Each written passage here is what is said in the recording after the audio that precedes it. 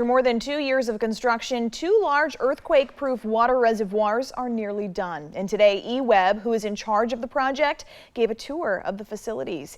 KEZI 9 News reporter Noah Chavez spoke with the engineers behind the planning and construction about the importance of making the tanks strong.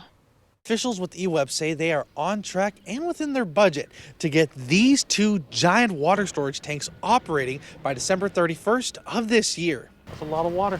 It is a lot of water.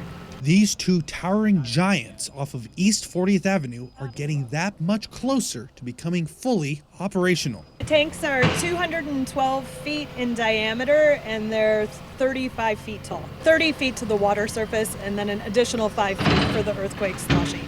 With the threat of the Cascadia earthquake always looming, engineers wanted to ensure the East 40th location would be able to withstand the quake and still provide water.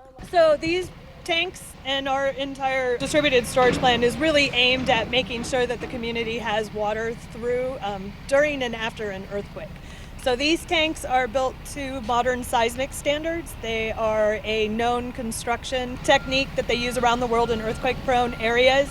Engineers used a wiring technique to wrap the outer shell before covering it over with an additional layer of concrete. Each tank is wrapped in about 45 miles of stranded galvanized wire, some 90 miles total, and then they tension those. So it brings everything in, holds it all nice and tight.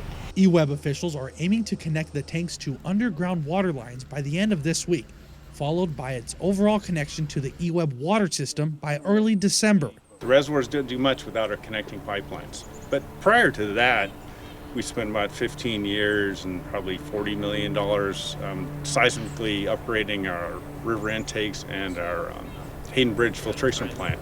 Just looking at the schedule, staying on top of it, which we are on schedule and on budget still with this project. With East 40th nearing its completion, what's going to happen to the College Hill Reservoir?